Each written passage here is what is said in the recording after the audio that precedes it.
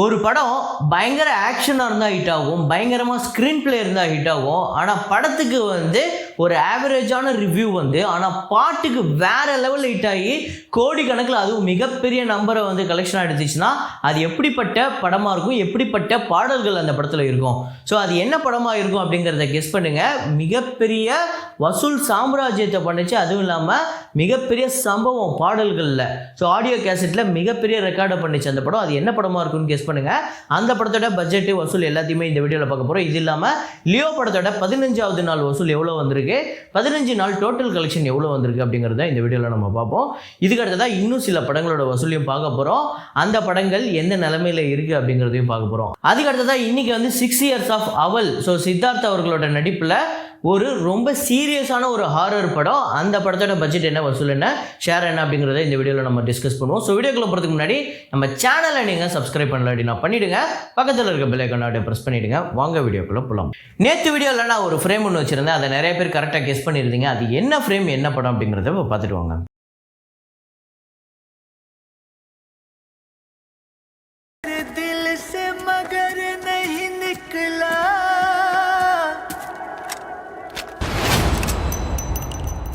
So ஆமாங்க, டுங்கி drop 1 அப்படின்னு சொல்லிட்டு ரீசெண்டாக ஒரு கிளிம்ஸ் மாதிரி ஒன்று விட்டுருந்தாங்க. அதில் ஷாருக் கான் அவர்களோட படம் அது. அதில் வரக்கூடிய ஒரு ஃப்ரேமை தான் நம்ம எடுத்து வச்சுருந்தோம். ஸோ இதை கரெக்டாக கண்டுபிடிச்ச முதல் 5 பேர் யார் அப்படின்னு பார்த்தீங்கன்னா, லேர்னிங் டெக் அப்படிங்கிற ஒருத்தர், அப்புறம் ஹோமேஷ் அப்படிங்கிறவர், SRK வெரியன், பிளட்டி ஸ்வீட்டு யூசர் அப்படிங்கிற இந்த முதல் 5 பேர் இவங்க தான். ஸோ இன்றைக்கான ஃப்ரேமை பாருங்கள், கெஸ் பண்ணுங்கள்.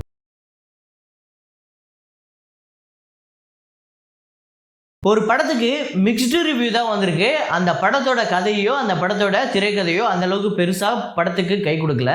ஆனால் மியூசிக்கும் அந்த படத்தோட பாடல்களும் மிகப்பெரிய அளவில் கை கொடுத்து அந்த படத்தையே ஒரு பிக்கஸ்ட் பிளாக் பஸ்டர் படமாக அமைச்சது. அது என்ன படம் அப்படிங்கிறத கெஸ் பண்ணுங்கள், கமெண்ட்டில் போட்டுக்கிட்டே இந்த வீடியோவை பாருங்கள். அதுக்கு முன்னாடி சில படங்களோட வசூலை பார்க்க வேண்டியது இருக்குது. Killers of the flower moon அந்த படத்தோட டே 14 கலெக்ஷன் இந்தியாவில் day 7 48 lakhs. So world wide 1.4 million US dollar collect பண்ணியிருக்கு. இந்தியா முழுக்க 8 கோடியே 48 லட்சம், world wide 90 million US dollar 90.4 million US dollar collect பண்ணியிருக்கு. 12th ஃபெயில் அந்த படத்தோட டே 7 கலெக்ஷன் இந்தியாவில் 77 லட்சம், வேர்ல்டு வைடு 81 லட்சம் இந்த படம் வசூல் பண்ணியிருக்கு. இந்தியா முழுக்க 11 கோடியே 65 லட்சமும், வேர்ல்டு வைடு 11 கோடியே 95 லட்சம் இந்த படம் வசூல் பண்ணியிருக்கு. ஒரு மிகப்பெரிய ஹிட் ஆகிறதுக்கான எல்லா பாசிபிளுமே இருக்குது. இங்கே தமிழில் கூட இந்த படம் ரிலீஸ் ஆகிருக்கு. ஒருவேளை இந்த படம் ஹிந்தி படம் தான் அப்படின்னு நினச்சிருந்தீங்கன்னா தமிழில் கூட டப் ஆகி இங்கே தேட்டர்லலாம் ஓடிக்கிட்டு இருக்கு. ஆனால் என்னென்னா இவ்வளோ நல்ல படம் நேற்று தமிழ்நாட்டில் இந்த படம் 1.5 லட்சம் தான் வசூலாகிருக்கு. ஸோ ஒரு சோகமான ஒரு விஷயம்தான். இருந்தாலும் வேர்ட் ஆஃப் மவுத்தில் இந்த படம் ஒரு பெரிய ஹிட் ஆகிறதுக்கான பாசிபிள் இருக்குது. பகவந்த் கேசரி அந்த படத்தோட டே 15 கலெக்ஷன் ஆந்திரா தெலுங்கானால 94 லட்சம், வேர்ல்டு வைடு 1 கோடியே 3 லட்சம்.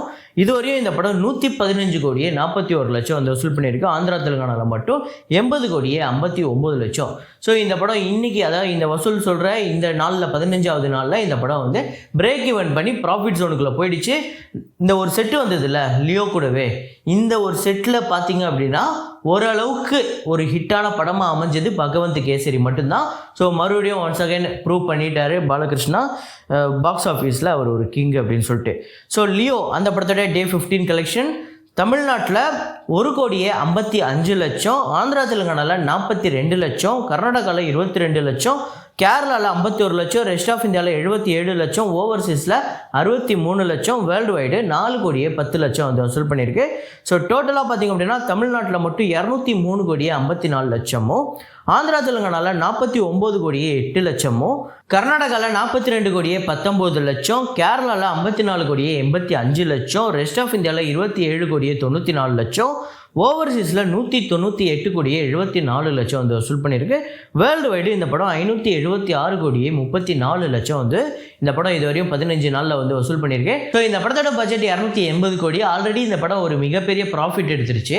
அது மட்டும் இல்லாமல் தமிழ்நாட்டில் மட்டும்தான் இந்த படம் இதுவரையும் ப்ராஃபிட் ஜோனுக்குள்ளே வரல. ஸோ அதுவும் இந்த சாட்டர்டே சண்டேக்குள்ளே கண்டிப்பாக வந்துடும். அந்த பிரேக் ஈவன் பண்ணி ப்ராஃபிட் ஜோனுக்குள்ளே போயிடும். அதே மாதிரியே எல்லா இடத்துலையுமே இந்த படம் ப்ராஃபிட் மூவியாக இருக்க போகுது. ஸோ இப்போ சொல்லுங்கள், இந்த படம் லைஃப் டைம் கலெக்ஷன் எவ்வளோ வரும் அப்படின்னு நீங்கள் நினைக்கிறீங்க அப்படிங்கிறது சொல்லுங்கள். ஏன்னா இதுக்கப்புறம் இந்த படம் இந்த சாட்டர்டே சண்டேவை தாண்டி அதுக்கப்புறம் பெருசாக ஒவ்வொரு நாளுமே வந்து 2 கோடி 3 கோடி அப்படி வந்து வசூல் ஆகுமா அப்படின்னு கேட்டிங்கன்னா அதில் டவுட்டு தான். ஸோ ஆனாலுமே அது பெரிய விஷயம். ஸோ அந்த மாதிரி லியோ படத்துக்கு வர்றதுக்கு வாய்ப்பு இருக்கா இல்லையா அப்படிங்கிறத நம்ம வரப்போகிற நாட்களில் பார்ப்போம். அதுக்கடுத்து தான் நான் சொல்லியிருந்தேன் அவள்.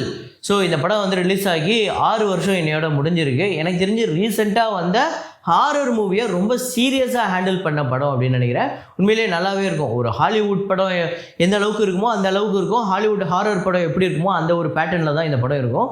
இருந்தாலும் தமிழுக்கு இந்த படம் வந்து ரொம்பவே தேவைப்பட்ட ஒரு ஹாரர் ஃபில்மாக இருந்தது. ஏன்னா அந்த சமயத்தில் ஹாரர் அப்படின்னாலே அது காமெடி ஜானர் அப்படிங்கிற ஒரு கட்டத்துக்கு கொண்டு போயிடுச்சு நம்ம தமிழ் சினிமா. அப்படி தான் எல்லா படமே வந்து இருந்துச்சு. ஸோ அது வரக்கூடாதுன்னு சொல்லலை, ஆனால் அந்த சமயத்தில் வந்த எல்லா படங்களுமே அப்படி தான். நீங்கள் ஒரு டேரக்டராக இருந்து ஒரு ப்ரொடியூசரை போய் அப்ரோச் பண்ணிங்கன்னா ஏதாவது ஹாரர் காமெடி இருக்காப்பா அப்படின்னு தான் கேட்பாங்க. அந்த மாதிரி அந்த சமயத்தில் எல்லாருமே ஹாரர் காமெடிக்கு வந்து அப்படியே மூவ் ஆனாங்க. ஆனால் ஒரு கட்டத்தில் அது இப்போ இல்லை அப்படிங்கிறது ஒரு திருப்தியை கொடுக்குது, அவ்வளோதான். ஆனால் அந்த கட்டத்திலேயே வந்து ஒரு படம் வந்து இவ்வளோ சீரியஸான ஒரு ஹாரர் படம் வந்திருக்குது, ஒரு சந்தோஷமான விஷயம். இந்த படம் வசூல் ரீதியாக பார்த்திங்க அப்படின்னா தமிழ்நாட்டில் 13 கோடியே 50 லட்சம், ஆந்திராவில் 6 கோடியே 90 லட்சம், கர்நாடகாவில் 1 கோடியே 5 லட்சம், கேரளாவில் 45 லட்சம், ரெஸ்ட் ஆஃப் இந்தியாவில் 2 கோடியே 10 லட்சம், ஓவர்சீஸில் 4 கோடியே 25 லட்சம், வேர்ல்டு வைடு 28 கோடியே 25 லட்சம். ஒரு சூப்பரான ஒரு வசூல். பட்ஜெட் பார்த்திங்க அப்படின்னா 11 கோடி இந்த படத்துக்கு. ஷேரு 15 கோடியே 80 லட்சம். ஒரு சூப்பர் டூப்பர் ஹிட்டு. இந்த படம் நீங்கள் பார்த்துருந்தீங்க அப்படின்னா உங்களுக்கு எத்தனை பேர் ஃபேவரட் அப்படிங்கிறது சொல்லுங்கள். ஸோ அதுக்கடுத்து தான் நான் உங்ககிட்ட ஆரம்பத்தில் ஒன்று கேட்டிருந்தேன். ஒரு படம் ஆக்சுவலாக மிக்ஸ்டு ரிவ்யூ தான் வந்திருந்தது. ஆனாலுமே அந்த படம் வசூல் ரீதியாக பிச்சுக்கிட்டு போச்சு. அதுக்கு முக்கியமான காரணம் அந்த படத்துக்கு மியூசிக் ஏஆர் ரஹ்மான். அது மட்டும் இல்லாமல் மியூசிக்கு மட்டுமே அந்த சமயத்தில் இன்றைக்கி காலகட்டத்துக்கு ஒரு படத்துக்கு 5 கோடி 10 கோடி வாங்குறதே பெரிய விஷயம். அந்த சமயத்தில் 99 காலகட்டத்தில் ஒரு படத்துக்கு 5 கோடி சம்பளம் வாங்கியிருந்தார் ஏஆர் ரஹ்மான். வேறு எந்த படமும் இல்லைங்க, தாள். ஸோ 1999ஆம் ஆண்டு வந்து மிகப்பெரிய ஆல்பம், அதுவும் அந்த கேசட்லாம் விற்று தீர்த்துச்சு பாருங்கள். அந்த சமயத்தில் ஒரு மிகப்பெரிய ரெக்கார்டு பண்ணிச்சு. எக்கச்சக்கமான ஒரு ஆடியோ கேசட்டில் மட்டுமே எக்கச்சக்கமான ரெக்கார்டு வச்சுருக்கு. இதுவும் இல்லாமல் தேட்டர்கள் வசூல்லே இந்த படம் வந்து ஒரு மிகப்பெரிய ஹிட்டு. ஸோ இந்த படத்தில் இருக்கிற எல்லா பாட்டும் இப்போ கூட ரீசெண்டாக ஜெயிலரில் கூட அந்த பாட்டு வச்சுருந்தாங்க. அதெல்லாம் உங்களுக்கு எல்லாருக்குமே தெரியும். அது கூட இது தாள் படத்தில் வர பாட்டுன்னு தெரியாமல் நிறைய பேர் அனிருத் அவர்கள்கிட்டயே போயிட்டு ஓஎஸ்டி கொடுங்க அப்படின்லாம் சொல்லிட்டு நிறைய பேர் அவரை டேக் பண்ணி கேட்டுட்டு இருந்தாங்க. ஸோ ஆனால் இந்த படம் உண்மையிலே வேறு லெவல் மியூசிக்கல் ஹிட்டுங்க. மியூசிக்கல் ஹிட்டு அப்படின்னா அதுக்கு இதுதான் ஒரு முன்னுதாரணம் அப்படின்னே சொல்லலாம். இந்த படம் வசூல் ரீதியாக அவ்வளோ பெரிய ஹிட்டுனா பட்ஜெட் 15 கோடி, அதில் 5 கோடி ஏஆர் ரஹ்மான் அவர்களுக்கு. அந்த காலகட்டத்தில் அவ்வளோ பெரிய ஒரு சம்பளம் ஒரு மியூசிக் டைரக்டருக்கு கொடுக்கவே மாட்டாங்க. ஏன்னா இந்த படத்தோட மொத்த கருவே அந்த இசை தான், அந்த இசை அந்த தாளம் தான். ஸோ அதனால தான் இந்த படத்துக்கு மியூசிக்கு முக்கியத்துவம் கொடுத்தாங்க. ஸோ இந்தியா முழுக்க இந்த படம் வந்து 36 கோடியே 50 லட்சம், ஓவர்சீஸில் 14 கோடி, வேர்ல்டு வைடு 50 கோடியே 50 லட்சம், ஷேர் பார்த்திங்க அப்படின்னா 24 கோடியே 50 லட்சம். ஒரு சூப்பர் டூப்பர் ஹிட்டு. இந்த படம் உங்களுக்கு எத்தனை பேருக்கு ஃபேவரட் அப்படிங்கிறது சொல்லுங்கள். இந்த படத்தில் வர பாடல்கள் நீங்கள் உங்களுக்கு எத்தனை பேருக்கு ஃபேவரட் அப்படிங்கிறத கமெண்ட்டில் போடுங்க. ஸோ இதே மாதிரி ஒரு வீடியோவில் இதே மாதிரி கலெக்ஷன் ரிப்போர்ட்டில் மீண்டும் நான் உங்களை சந்திக்கிறேன். Signing off Rahman.